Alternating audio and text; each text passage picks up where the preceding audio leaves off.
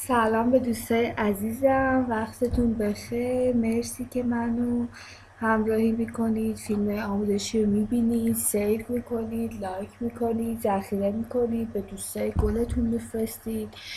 امروز با شما هستیم برای آموزش تاپ ساده که میخوایم با هم شروع کنیم، آموزش های مختلف بذاریم و یه برنامه سه‌بعدی کلو رو گام به گام با هم بریم جلو، یاد بگیریم و با هم دیگه پیشرفت کنیم.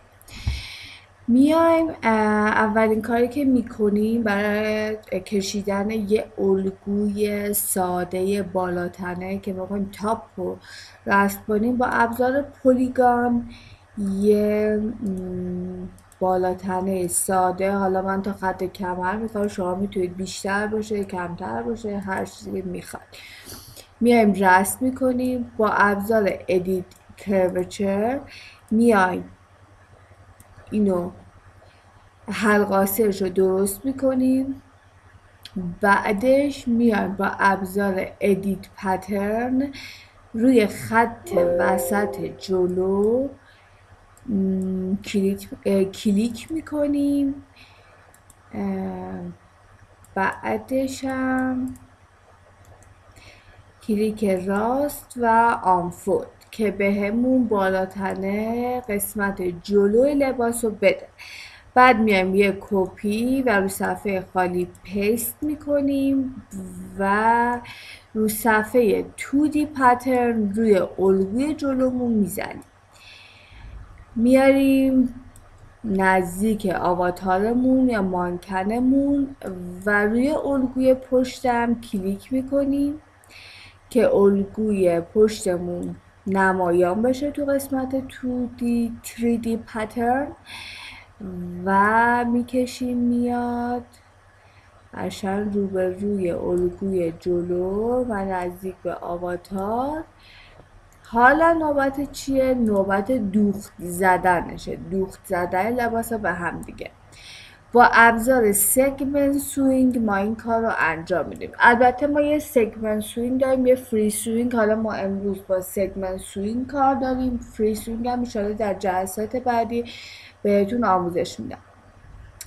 میایم قسمت پهلوها رو به هم یه چیزی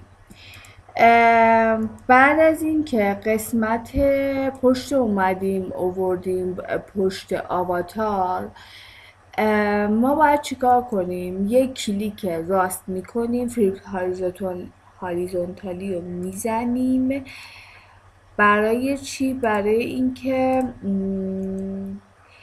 این الگوی ما یه جوری قرار بگیره که پارچ و اینا تکسچر روش بخوابه. حالا تو جلسات بعدی بهتون میگم که به چه صورتی میشه.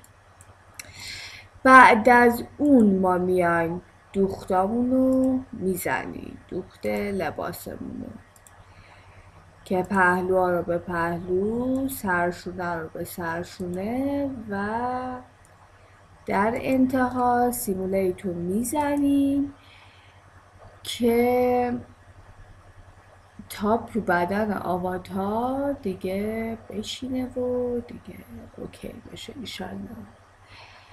وای میستیم که تو بدن آواتار. خب میایم اینجا میبینیم که دوخت ما اشتباه بوده. چیکار میکنیم؟ میریم تو ابزار ادیت سوینگ.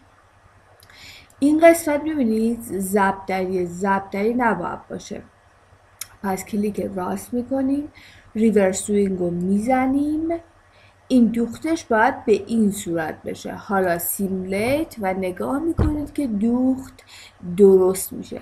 پس وقتی که دوخت رو اشتباه زدیم هیچ نگرانی نداره، با ابزار ادیت سوینگ همش درست میشه. یه ذرم کمکش میکنیم که این دیگه دوخته بخوابه تو تنه آواتار و اینکه دیگه درست بشه و اوکی بشه و این از تاپ سادمون. امیدوارم که لذت برده باشید. مرسی که کنار من هستید و لایک و ذخیره و شیر به دوستاتونم یادتون نره. فعلا خدا نگهدار.